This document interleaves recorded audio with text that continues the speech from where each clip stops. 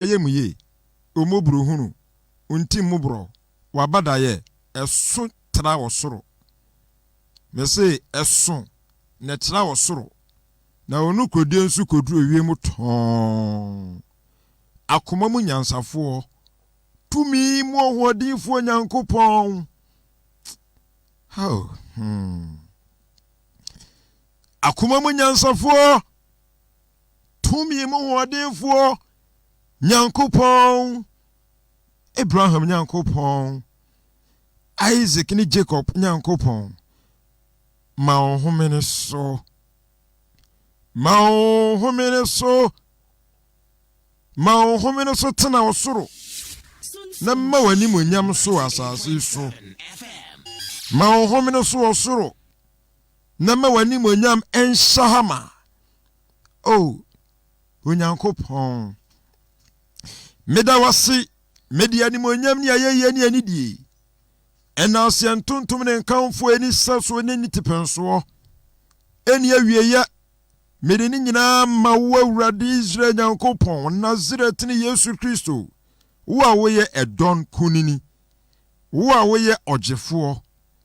Ohene animonyam nkan. Mese wo bekoso agye animonyam saa. Nazaret ni Yesu.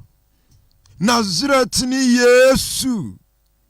Nazaret ni Yesu. Wo bekoso agye animonyam. Agye animonyam. Na wagye animonyam saa. Sa won sesa wo nukredi. Sa won sesa wo doi. Won sesa wo nnwuma mu yi. Wo bekoso agye animonyam. Ama musuakuo nyina bekoso ayiwaye. Na awon toatoaso nyina bekoso akamfo nnwuma. Ede akira awon toatoaso foforo. Sade etie enei. Sade etie wa amamu. Sade etie wa amansa nyina mu. Oh, Onyankopon. Honam nyina Nyankopon.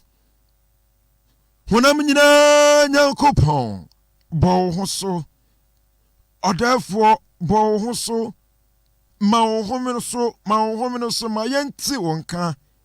Ma yehunu tumi, ma yehunu nyuma, ma yehunu wabasa kese wa yefri ukukumu a. Wodi di menisem. Ai wonsem bue mahan. Na mankwasiafo hunu nyansa. Ema ntete kwafo adifri. Na ma wono ni anidaso nya anidaso. Ne senti ebra oba Alex mede wasempe bai. Ne oni anidaso ni wani arechichiri bia no. Manensanka edon yimu osureja ewe Yesu Kristo dinemo. Mu ahonhomwa mutiti nsuo mu muntie me. Mutumi ya mutiti nuye mu munsu muntie me pa. Mutumi ya mutiti abotani abotra. Mutumi ya mutiti asie mu. Mutumi ya mutiti abode ahuduo mu. Tumi ya titi nsuo mu. Tumi ya wawiaso. Tumi ya wasasiasi. Tumi ya etiti mipo mu. Tumi ya Awurade etiti nipa mu. Osureja. Wa Nazaret Yesu Kristo di awodi mu. Edi yi tumi mu. Me chichiri sa honhom ni nyina na me ka wana no tum. Me shamusama mo nkasa. Me shamusama mo nkeka mo ho. Mo nyina mo bom mu asema Jesus Christ di tumi. Afi osureja. Fami mu kasa pemfa mi mu. Ma o mante wasempa na onye mu ntiase na mfa ogye mfa mere domu ne mu ni dadan. Hema apochirefo na ono bonofo hye won so. Me de me se utie me da. Sanso yo na kofo ne apam krafo en munyanka Nyankopon so edi mani nsem ema wodi kronkron Kristo Yesu oye bafua we na Awurade Yesu Kristo di ahoden ni di tumi emu ana mebo mpaye amen. Oh my God, my God. Oh so Nyankopon. Praise the Lord, praise the Lord, praise the Lord. Ebusuafo ye koso chiacha mokese pa we na jenkwa papa no kwafo no tinini. Nazaret ni Yesu Kristo ne di tumi mu. Said ye sha se di kan ya nyina animusem no.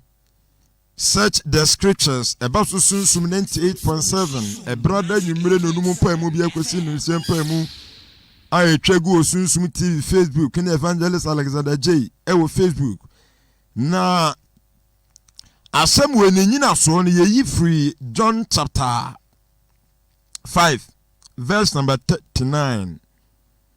John chapter 5 verse 39. Owe 33 ne bana Yohane sempetinum chichemu aduasam yensen banon. Osi osuboni Yohane adanse. Modie masoma ko Yohane nkyɛn ne wadi no kra danse. Ai asam ne bɛyɛ honam ne bɛtena yemu. Enti ehu nanim onyam so Onyankopɔn bɔ ɔdɔ no korɔ. Emfiti ase na asam no wɔ hɔ. Asam no ne Onyankopɔn ne wɔ hɔ. Ana asam ne Onyankopɔn enam so no ɔyɛ ade nyina na wankwati na nye bibi ɔyɛyɛ. Ai modie masoma ko Yohane nkyɛn na wadi no kra danse. Na medie menyi adanse onipa nkyɛn na meka yenum na monya nkwa.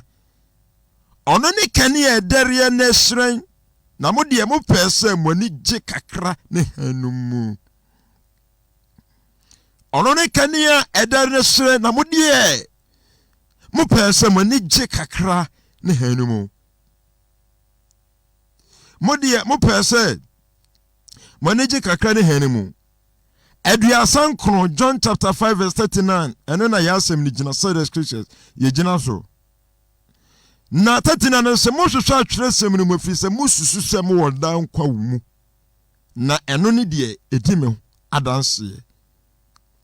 Mo hwehwe atweresem ni mo fi se mo susu se mo woda nkwa ewo mu. Evi se eno eni de edi me ho adanse.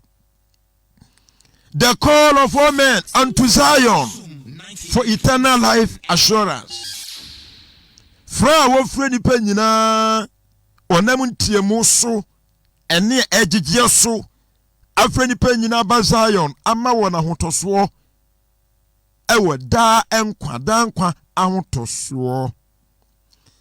Sayakasa Zion is a place where the Lord, the God of Israel, dwells.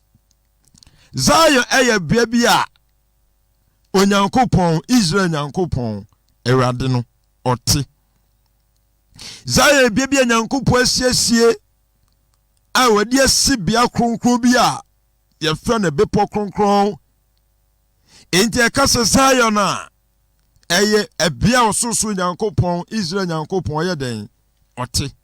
Enti ba bia Yesu Kristo ba no ɔsehwɛ me kwanma kwasiese ba bia mamo na be mabɛfa mo akɔmea me nkyɛ na ba bia me wɔ no mo nso ma yɛ dem aba hɔ.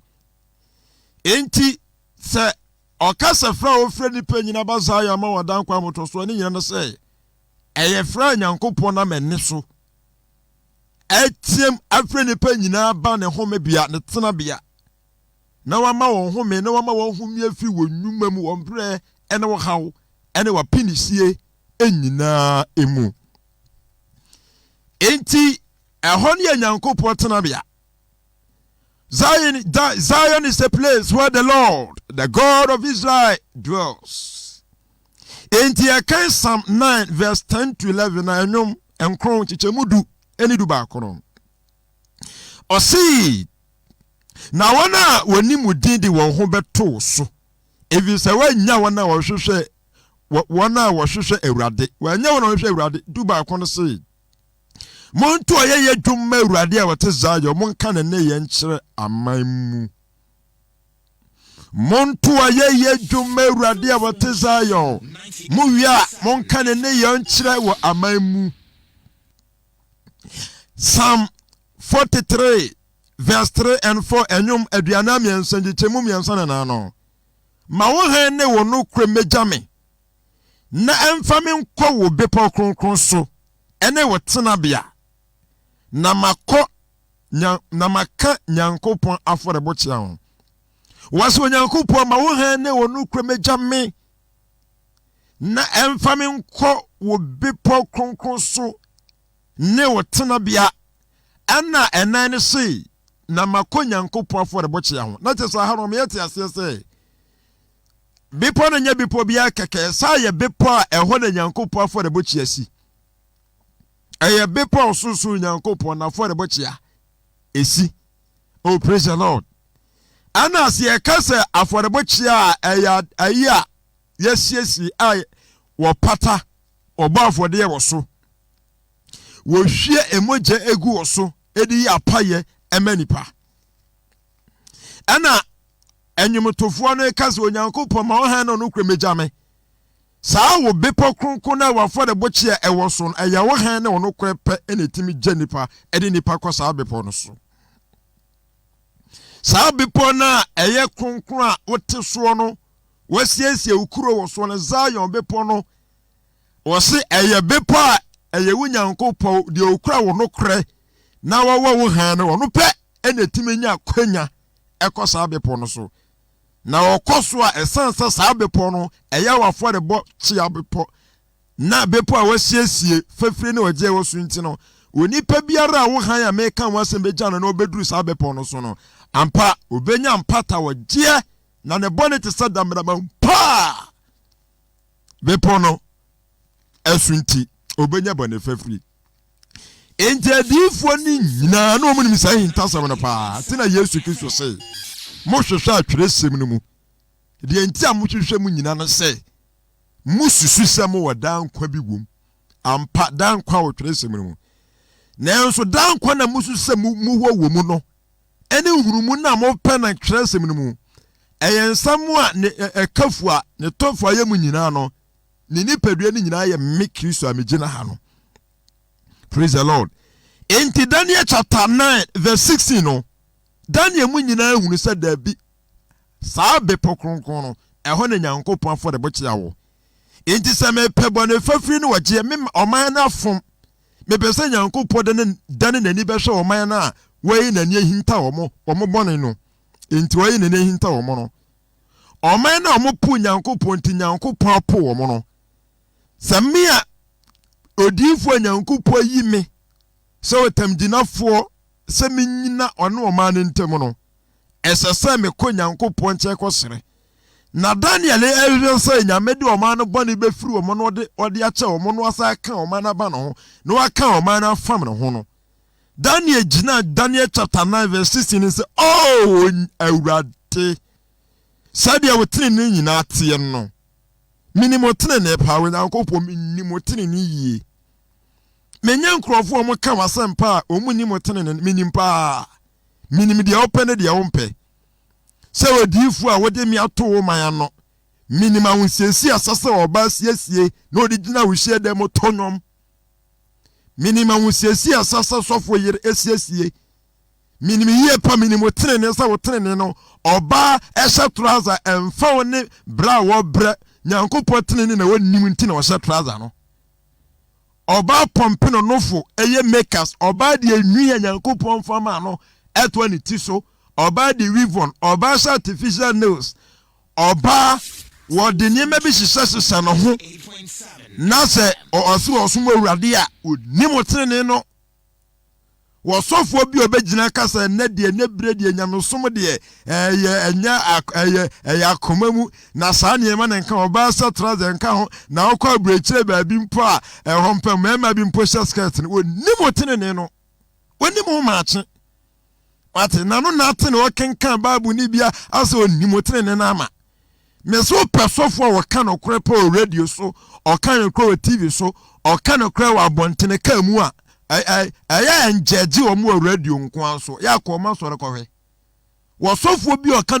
na radio so de o te sofo bi ni a unhu hwi o pawani ko na sore kohwe wo sofo a wo kan okura no mu pinti wo kura no kura no mu twe agisi wo duru na sore ansa bebre na kasa radio so keke kwa so dem kohwe ate hebi mu preach half truth ate Daniel de onfa wada kura Daniel chapter 9 verse 16. Oh, Awurade.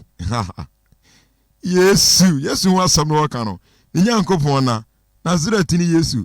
Sadia wotene ni nyina te na dan wabufuo ene wani brefiri ukuro Jerusalem wo bepo kronkron no so na yambone ne ye na gyanama mu yenti ana Jerusalem ne wo man adane ahohora ama wona wotete ye hu nyina ne obi akasa na wakasa tie Kristosom obi abi na na waka Kristosom ho bone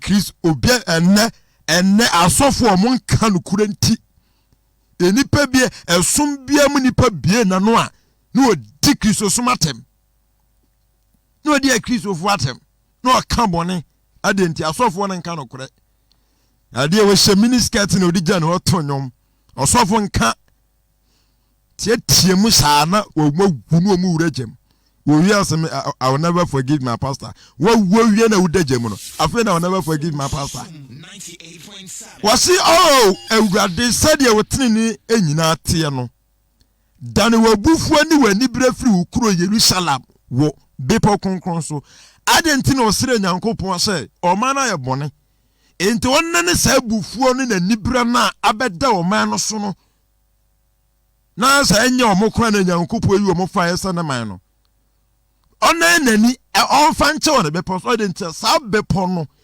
bepo na ye Nyankopon ahinkuro no ho ena na fo de bo chia wo enti na de bia me kasa ye kama nipa te ase se se nye Yesu Kristo panchan ewo bepo no so na obi bekọ no aso anya bone fafura oyo tufo aya mo mpasa mo bete sansem na mnya les me nka ma no ntumu da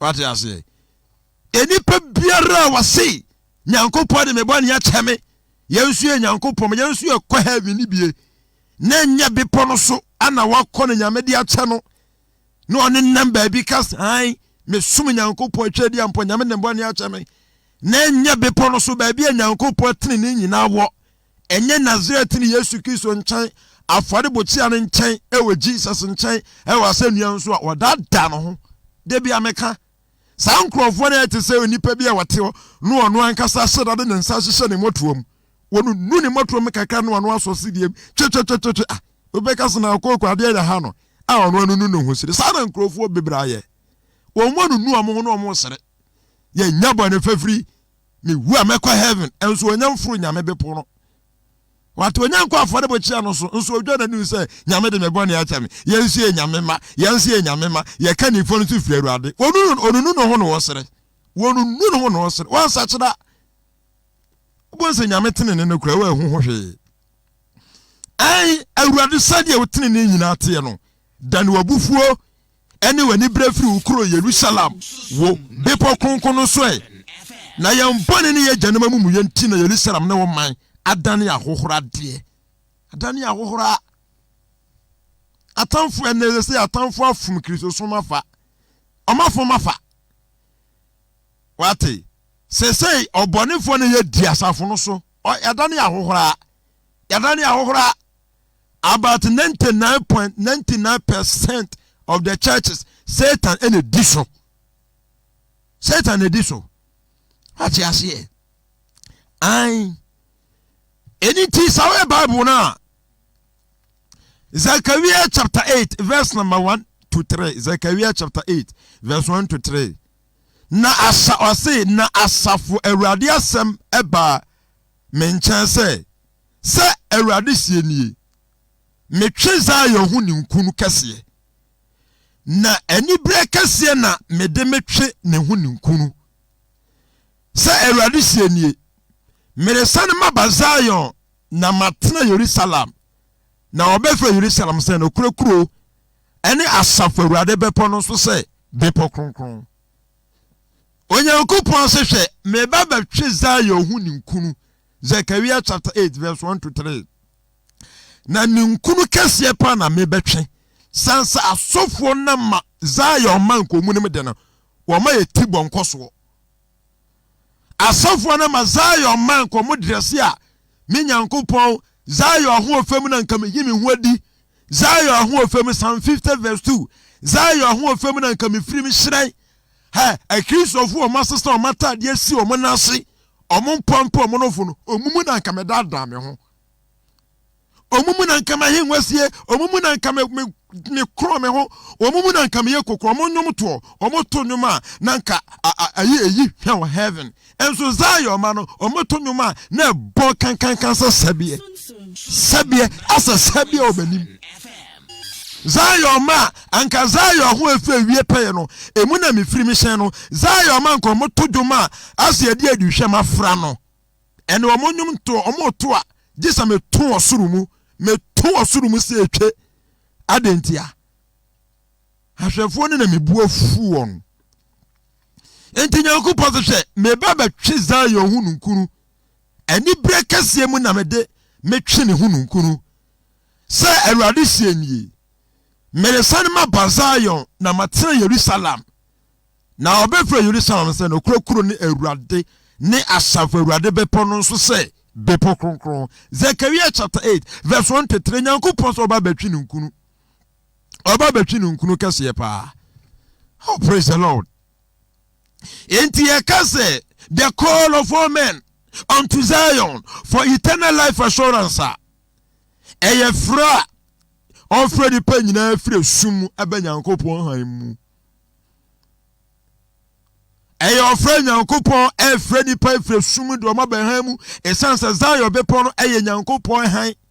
Eye Nyankopɔn kwaje bepo enti enipa biara obete sa entiemu sa ene entiemu no na yese ni nyina no se onfire sum no ma Nyankopɔn han mu. Enti omo Nyankopɔn yi omo nyina no ne botaye ene ondwumadie kese pa no se wonam asempa no so bo nipa nyina kokɔ na wonam asempa no so dane nipa nyina afire sum e de wona aba ne han mu. Enti the very day Nyankopɔn frɛ osomafo Paul Damascus kwan so dwumadie Nyankopɔn de hyɛ ne nsa na sɛ ɔnkɔ na ɔnkɔgye wɔn no wɔ sum emra ha mu wɔn no sɛ tatumi ase emfini tumi ase ema na hini mu. Enti sɛ ɔka ya asomafo nnwuma Acts chapter 26 verse 16 to 18 asomafo nnwuma ti aduonu nsia 26 verse 16 to 18 sɛ na sɔre gyina wɔn nan so na yɛnti ɛna miyi me home kyerɛ wɔ asomafo Paul no Osofo Nyankopɔn afro sɛ ya papa sɛ nyame na afro na Nyankopɔn na yi ne wadi akyerɛ wa anka wonkoso ma asɔre ma ne entene sum ate sum ka no kra nkyerɛ wo mo so ne gina wona so na yenti na miyi me home kyerɛ wo sɛ meyi wo ma ye nneoma wo hu mi wom ne de me bayi me home kyerɛ wo ewom no somafo ne dansini na megye wo firi Oman no ne amanaman ya mesoma wo nkyɛn no nsam ombe so wietia wo pa ombe bomodian so ometwa wadwumadie so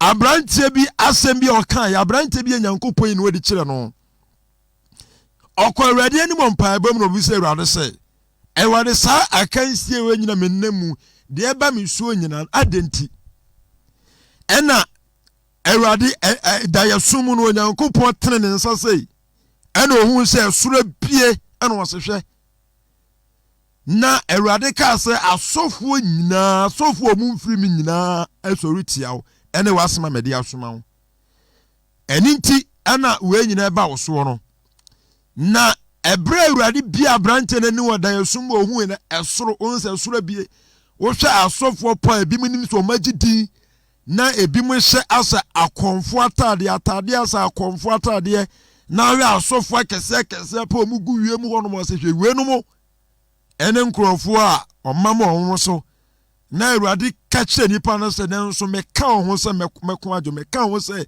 medi ama ho. Praise the Lord.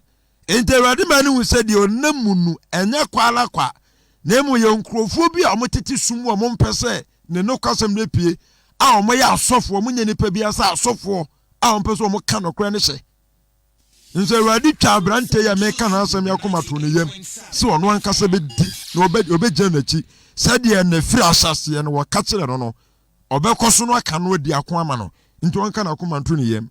Oh, praise the Lord. Acts chapter 26 verse 16 to 18 na meji wo firi oman no ne amanaman a mesoma wo nche no nsam 18 na wo bua wonani na wadane afiri sumu abahamu na wafiri Satan tumi ansa bo Nyankopɔn nkyɛn na wanya bɔne frɛfiri ni agyapadeɛ wɔn a wɔde gye a wɔgyemidie na te wɔn ho no mu wɔn a wɔde gye a wɔgyemidie na de ate wɔn ho. Oh, praise the Lord. Enti saa ofre we ye frɛ Nyankopɔn agye nipa frɛ sumu ɛde wɔn aba ha mu sɛ obeyi wɔn afiri Satan tumi ansa bo Nyankopɔn te asefo de tumi ase Obra ombeji atumi sɛ Yesu Kristo ni Awurade Israel Nyankopɔn no na onam ni gidie so aye Nyankopɔn ba no wate wɔn ho ɛwɔ ne bepɔ kronkron no so. Oh, praise the Lord. 1 Peter chapter 2 verse 9. 1 Peter chapter 2 verse 9. Na mudi ya moye busu a wayi wɔn. Ahini asafukuo ɔman kronkron wɔman a wafa wɔn ayɛ ne dia. Samun kadi ofre mu firi sum ba ni ha ye nwanwa mu mani enkyere emani yo nkyere wase na mudi ya moye busu a wayi wɔn moye ahini asafukuo enso ho a moye ɔman kronkron wɔman a wafa wɔn ayɛ ne dia. Samun kadi ofre mu firi sum ba ne han a ɛyɛ nwanwa enumu mani yo enkyere. Praise the Lord. Enti ɛyɛ ofre Nyankopɔn frɛ nipa efre sum ɛbɛha mu. Enti obi biara wagye saa wɔ frɛ yi so. Obi bia wɔte sentim yi mu onko so ntena mɔni mu biem. Da bi kra. Enti ɔtoa so Isaiah mo kan saa ha yi wasɛm. Isaiah chapter 2 verse number 5 no. Isaiah chapter 2 verse 5. Jacob fie momra ma yenko na yenko nanti Awurade hanu mu. Jacob fie ahinie ne ma. Okase Jacob fie okasa for won na bɔhyɛ ne da won so. Won na agya ne bɔhyɛ no ɛda won so. Won na Abraham bɔhyɛ no ɛda won so. Enti enye nipa bia na okasa kyerɛ wo mo. Tabi enti na appointed Jacob.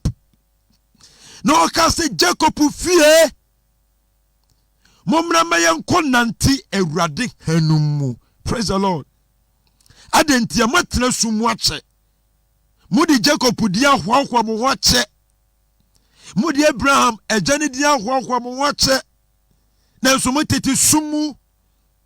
Mudi Jacob, we are proud to be a children of Abraham, Isaac and Jacob. We are proud to be sons of Abraham, Isaac and Jacob. Na so motete sumu. Enu nwie paye mamu o. So obeka se me ye Nyankopɔn ba na wote bɔne mu nwie paye mawo. Mufri sum no mu ansa. Enti sorry Jacob fie momra me enko nante Awurade hanum. Eno na ebehu sampa ye yahini ne ma. Eno ne ebehu sampa ye wa hotoso wo ye wu achi da che kwama. Enti Isaiah chapter 60 verse 1 to 3 Isaiah sempeti aduosia. Ejichemu ba ku besi miensa no. Eti aduosia. Ejichemu ba ku besi miensa yenhwe. Ejichemu ba ku besi ni miensa so no. Wasi sori hye na wo han reba. Na Awurade anim onyama pue wo so. Na hwe, esum be kata asase so na esuma kata amanso. Na nso Awurade be pue wo so na nani onyama bedade wo so. Na amrama be nante aba wo han no ho. Na ahemfo abasran ya apue wo so no. Amanama be nante aba wo han no ho. Na ahemfo wana wo pen kwagye wana wonfa kwanya tuntum hwahwa wo ho. Ahemfo a wonfa kwanya tuntum hwahwa wo nkasa ya de yetie kwanya tuntum so. Tabi wase ahemfo ben nante aba wo han no ho. Na wabasran ya apue wo so no. Oh hallelujah. Nyankopɔn pa opepa nsan ka ahemfo nkoso mfa kwanya tuntum hwahwa ho se ye de tie kwanya tuntum so na mmom no anko bedane bo no Nyankopɔn kyai na nka wona hini na dimu na nka asase wona hoho ya asase so wo bre twato a na nka wasa kwanya wo home. Praise the Lord. Enti John 8 verse 12 Yohane asempa no eti ngotwe chemu dumienu se ana Yesu ka kire won Yesu ka kire ombiem se mini wiase han de odi machi no enante sumu na obenya nkwa han wase mini wiase han na nia wodi machi no obonante so obenya nkwa han yawo ehan bi wo hono ma nkwanim yawo han bi tira Yesu Kristo ka se Yohane die wadi no kura no wadanse mo de mo pesa mo nante ne han mu bretiawa bi Yohane wa ya han na nso ye bretiawa han mo pe han ete wada mo pe han enkwa wo mu a ayami Jesus ya enti amfa woni se de onipa bi be sori oso okura nyame nwosra obetima di no kura no wadanse de a kirew no wa ma wagunu nyankopon han no ba o kasa ono ne han na oboa. Oh, praise the Lord. Matthew chapter 4 verse 16 and 17. Matthew asempa 18 and chichemu dunsen so. Omaya weti sumu no hu han kese bi. Na ona weti owu asase so ni sunsumu no. Han bi apue ama won. Efri sabre no Yesu frase ka asem se mo nsa kira madwene na oso ahinie no aben.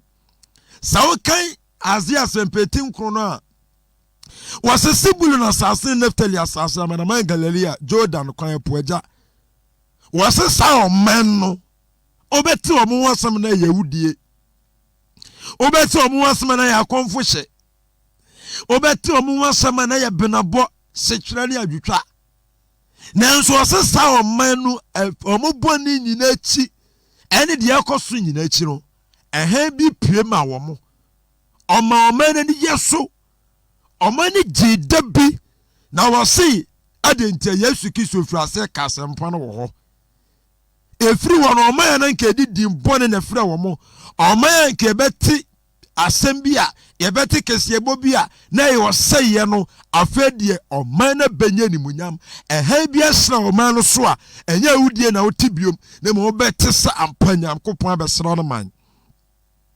Hallelujah. Enti enipa bi a wanyanyi Yesu Kristo ni ye na mfa ni papa ya woye emfa woni sade yesi agini tum wo manu mu emfa ni dipre wode asuti owu asase ni yesumu agese wadana ba Jesus Christ in chance anything Psalm 119 verse 1 3 and 4 no enyom wahani tumienu chichemu ba komiyansa na nana se munya urade aye enshano nipa osuro urade ni wanya ne mmra ho ani kapi enshano nipa osuro urade na onya urade mmra ho ani kapi ade ni ehunya woni fie na tene na ne tene ne wo hoda eha po sumu ma nipa tene ne ono odonfo mobroni mobrohurufuo no tene ni wase enane se eha po sumu ma nipa emma nipa tene ne oni odunfo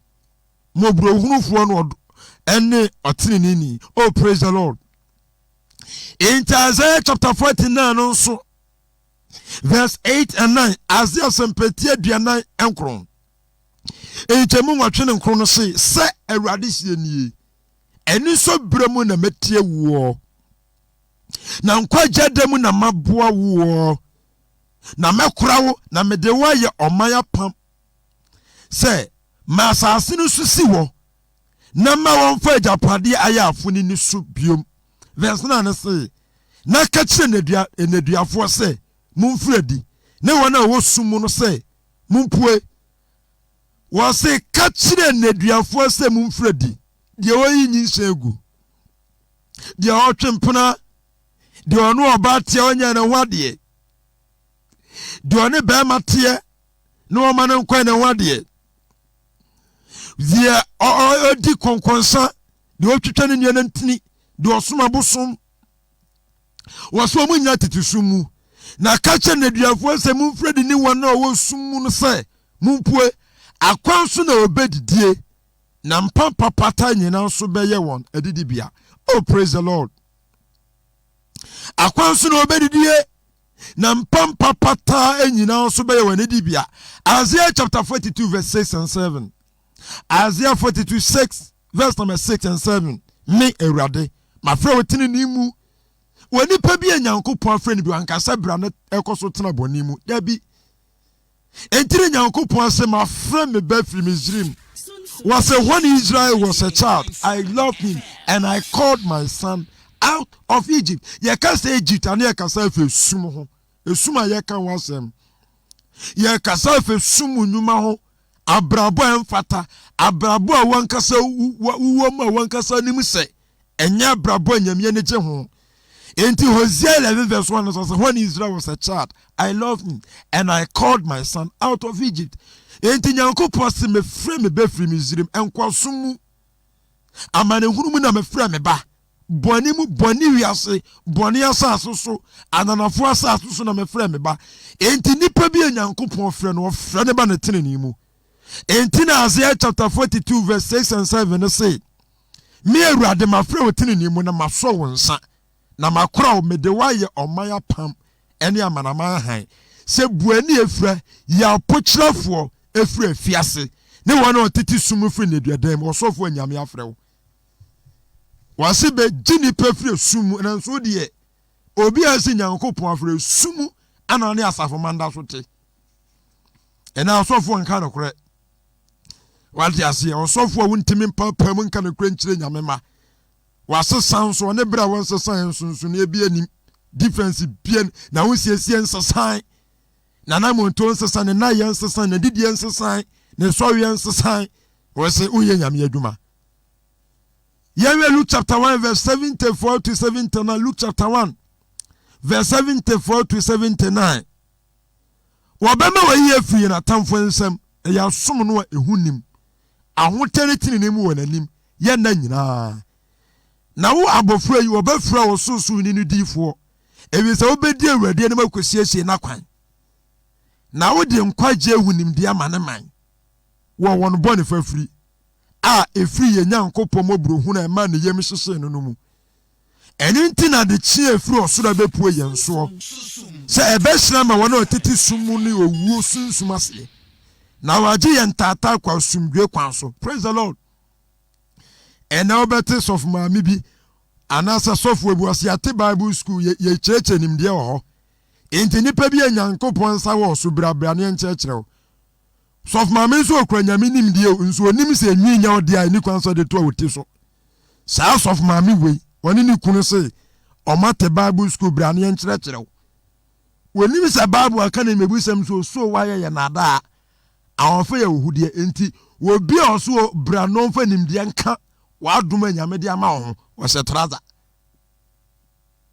ya ma ya nia na ho obi a se nya okura nyame nim de a obi a nyame ho sra wo no so wo mra no ncheche no nkodi sofo no wo ye makers wa pompe na no maame wa tatiri ne guso nurse no asese enso ase obi mra no ontie ni no ase ase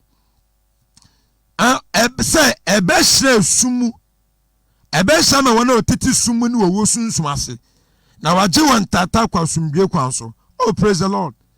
Okasa for Yesu Kristo ho enti we kan Psalm 82 verse 4 and 5 na Psalm 82 verse number 4 and 5 munyi obrafo ni ohiani munhyi monfura bonefo nsem munyi obrafo eni ohiani onipa oye obrafo no wonipa oye ohiani munhyi monfura bonefo nsem obi ohono a hunhum oye hiani oye hiani ma heaven hiano Odonyankopɔn panko penkwaji asema ma na kramen se hunhum hi ye ka se ohie obi ohie ni onyame animu a enye honam de na meka obi na ni gina heaven obi oye heaven sika obi a wawe atado se kwan bia so kineke emimoja mpo na megu a meme na gu ni makwa heaven wo se sankrofo mo nye wo mo omo ye hiafo mo nhwi mo mfra bonefo nsem eripa bebre hono a wo ma sinkete se mitikura metwa na makwa heaven na nso makodi asofo bona na ase mo kwankwaje wo mo o makodi asofo bona ase a wo tenkyerekere papa na trouser wo beja ahye nso asofo bona se trouser ahye nyahwe makers ni weave anya hwe artificial ne sanya hwe ye onkrofo bi o maso mre omunya hu se we a wonje mu da we papa wonya mu da obewu ama no kore no nanso makodi asofo boni achi monkwaje sankrofo no woni mu de wonte asie ne sum no onante kro asase nyina so nyina re wo so wonte asie wanya asofo papa nkwase na naso nti wonte asie wate asie enkrofo bi nsoso wodi ahwew hwe Jeremiah chapter 8 verse 1 to 8 8 and 9 Jeremiah chapter 8 verse 1 to 6 8 and 9 Jeremiah chapter 8 yemi e Bible no ne enko 1 to 6 8 and 9 no atamuo no huye ebrenum na ebrenum awade asam ni wobebis wase wobesa yuda ahini no mpe ene na safo hini no mpe ne na sofo no mpe ne na dinfo no mpe ne Yerusalemfo no mpe everyone damenem wona damenemu na wahata won wowia no osrane ne osoro asafo nyina odo won na osom won na odi won achi na ope won achi kwan na osore won anim Nyankopon se nkrofo bi de omudi awia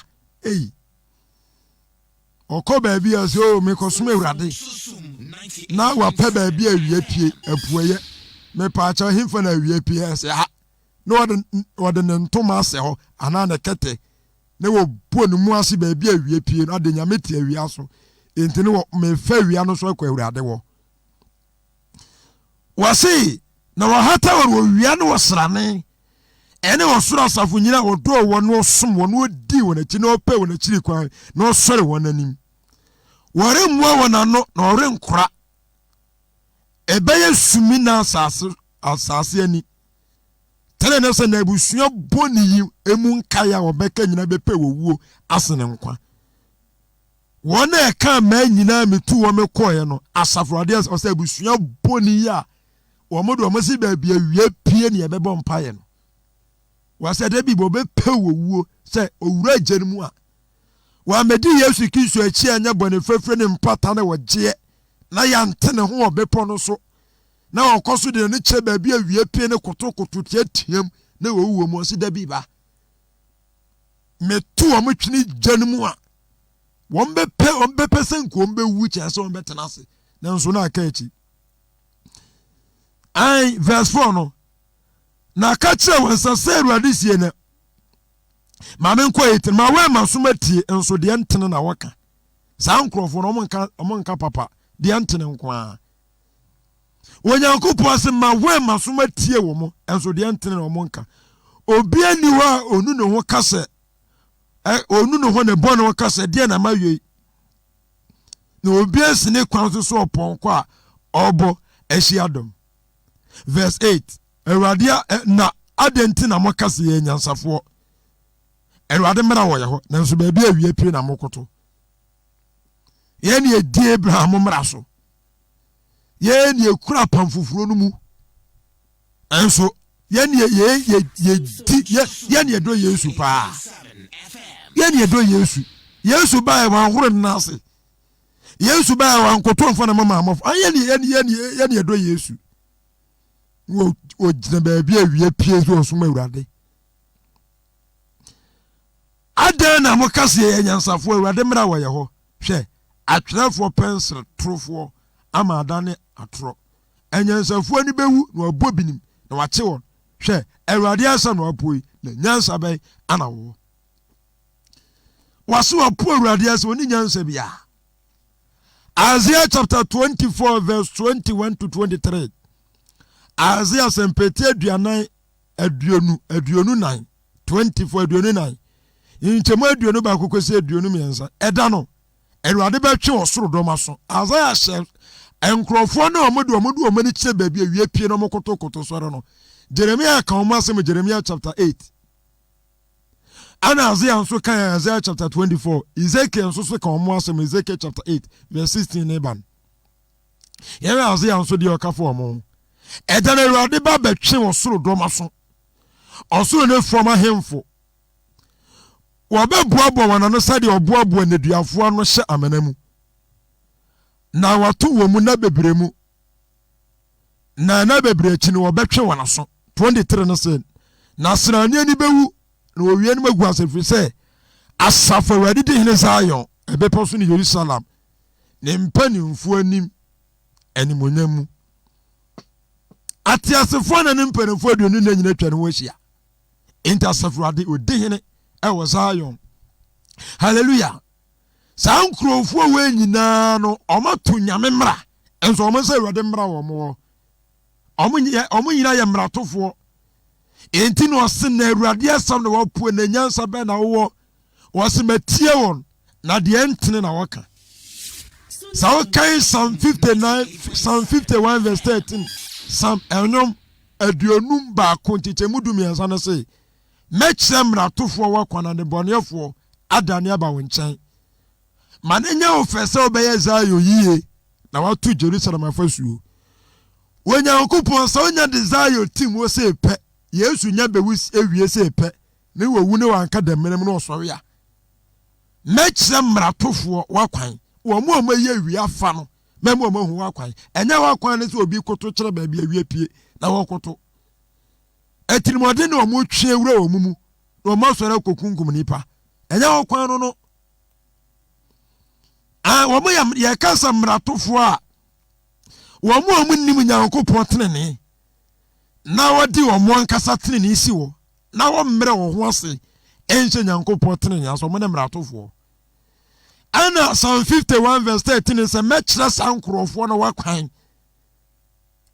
ene womo ya ne bonefo na wadane aba wo nchen wodi ane so Nyankopon be Zion yie na watu Jerusalem afasuo wodi ane say obebo afode na may obepo no so enjo se when I Romans chapter 10 verse 3 and say sam emratofo yankrofo anim Nyankopon tenene na wodi wo mankasa tenene so no mmere wo ho asen hye Yesu Kristo a ane ne Nyankopon tenene a ane ne mmere nyina wieye Jeremiah chapter 8 no says no say 6 to 9 o mo say wade mmra wo ye ho enzo mo say wade mmra ne Jesus Yesu Kristo ne mmra nyina wieye ma wona wagidie nyina ko Nyankopon tenene mu. Oh, praise the Lord.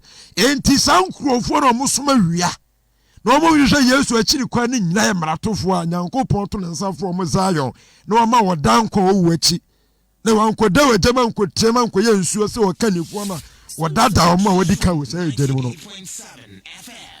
Isaiah chapter 2 verse 1 to 3 no yenhwe nene Isaiah chapter 2 verse 2 man 52 nene di akire no mu no Awurade fie bi pon beta ho atifi Awurade fie bi pon no ebeti mu ata me po atifi na amara man nyina sene yu aba ho na amapi be kwa akoka se momra ma yenko Awurade be po so nko Jacob Nyankopon fie no enche ye na kwan ne nante na tempon so na Zion na mera be free na Nyankopon asem so fi Jerusalem Isaiah say Nyankopon emra Nyankopon ba ye mra ne ye benya na Zion na asem so fi Jerusalem ana nkrofo bi so se ye nyansafo Jeremiah chapter 8 no mo amusom awia no ene wasra o mo say Awurade mra wo mo ho na Awurade mra na o mo nya na hene a o man ko Zion na Nyankopon se na bi ba me mra me be mani power Zion to obi bi o so wo Nyankopon mra na enye Zion na ne nsa ka mra no o yo trofo Awurade mra bi ani ne ho what you see enti Isaiah chapter 46 and Isaiah 46 verse 8 to 10 and 12 and 13 say monka ye na monwene ho mommra tofo mo amose Nyankopon mra wo mo ho nanso monyanko Yesu ncha monka we na monwene ho mommra tofo monfanse makuma mu na monka ya kane ne o mefri tete no samiera me no Nyankopon obiera ne obiom me no Nyankopon na de otese me eni wo kora me na me fimfiti ase me ka wieye asem me fitete mra no me ka de wonyoye makasa me tiri mo po begina na de so me ne nyina meyo muntie me 12 ne si muntie me aso brachefo amone tene ne ntamo twen asombrachefo mo se Nyankopon mara wo ye ho no so mokoto so de ba bia wie pie. Jeremiah chapter 8 no o kan verse 1 to 6 na was nkrofo no mo se Nyankopon mara wo mo ho no omo do mani kire ba bia wie pie na omo sori omu yi omo sa be ka kire se kura nyame mara. Ana Isaiah chapter 46 verse 12 no say asombrachefo mo ntie mo amane metene ne ntemo twen so mo so mo kura nyame mara. Isaiah 46 verse 10 me de metene ne pinche ne ati na me nkwaje nso nka ati me de me nkwaje besi Zion na me de mani monyam so ma Israel. Obi a wonko Yesu Kristo nche obepo no so wo se me kura nyame mara. Wo be den watimi akura nyame mara ma na yeye. Enti Yesu Kristo enche pene obi biara wo Nyankopon mara no. Ebusuafo ye bere na yebe. Ya ne empese ye be wura anuanom time mu. Enti di America no say enipa biara oso wo Nyankopon mara. Na enye Yesu Kristo nche na okonya mara no oboa. Enti mani Jeremiah ho papa. Jeremiah chapter 8 verse number 6 no 8 no se hwe. Osi ye awurade mere nyansafo. Obi a awurade mere na wapo Zion. Obi a ye nyansani wapo Zion. Awurade hu nipa mobo. No wanti na nim nkyere ye. We na awurade Yesu Kristo dinam. Dasa ne ye beto so. Obi ati asempe peso fo ye na awurade Yesu Kristo Zion ne hini se ne ruan na je nkwa. Anka sempe bi ne mechi. Wosi anadai. Me jitum se Yesu Kristo ni awurade Onyankopon no. Me boni nti na obewuye. Me bimbo nti na sori fra wufuo mu. Enti na me fa no se me wura. Ene me kra je nkwa.